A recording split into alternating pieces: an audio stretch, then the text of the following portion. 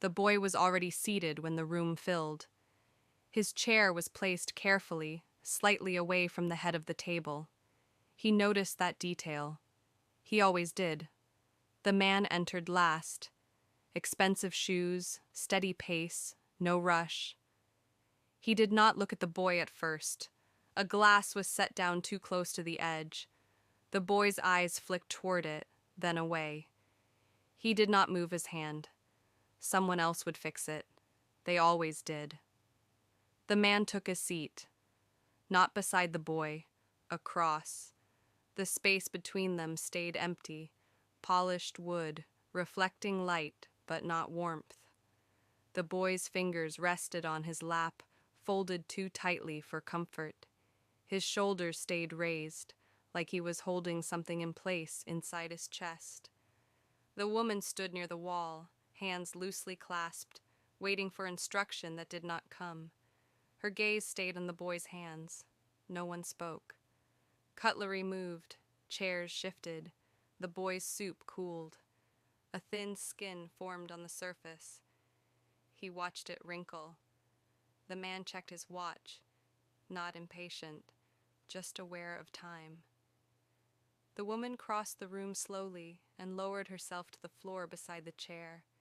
She did not ask permission. She did not announce herself. The boy's eyes widened slightly, then softened. He did not smile.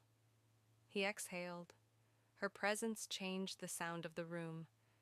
Movements became quieter, as if everyone sensed something fragile was being held. She rested her palms on the floor, fingers spread, grounding herself. Her breathing settled into a slow rhythm. After a moment, the boy's breathing followed. Not on purpose. It just happened. The man noticed then. He paused mid-motion, fork hovering, watched. The boy's spoon slipped, clinking softly against the bowl. He flinched before the sound finished echoing. Nothing followed. No correction, no sigh. The woman reached out, steadying the bowl, her touch light, almost unnecessary. She nodded once, as if to say that was allowed. The boy swallowed.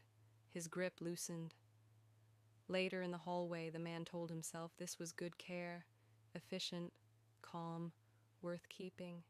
He approved adjustments, better lighting, more privacy. It felt generous. It changed nothing the boy could feel. Days passed in quiet repetition. The boy learned the rhythm of footsteps, which ones meant nothing, which ones meant wait.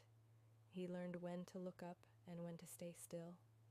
He learned patience the way children learn fear without being taught. The woman continued kneeling instead of standing, sitting instead of hovering, waiting instead of directing.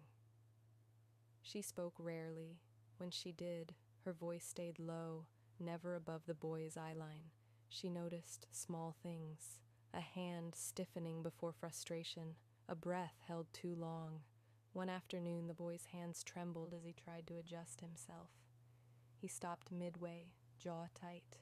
The woman did not rush in. She waited until he looked at her. That took longer than it should have. She nodded once. Only then did she help. The man watched this later on a screen. Standing in his office, arms crossed, he told himself he was checking safety. He stayed longer than necessary. That evening, the boy's frustration finally surfaced. Not loud, just heavy. His fists clenched, resting uselessly in his lap. His eyes stayed fixed on the floor. "I hate this," he said, not to anyone in particular. The room held its breath.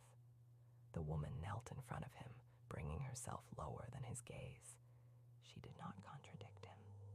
She did not soften it. She said she understood.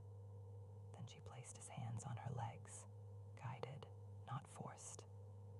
She shifted her weight slowly, narrating each movement in a voice that barely filled the room. As if the words were only meant for him.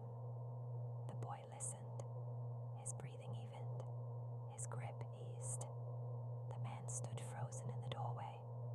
For the first time, he did not feel useful.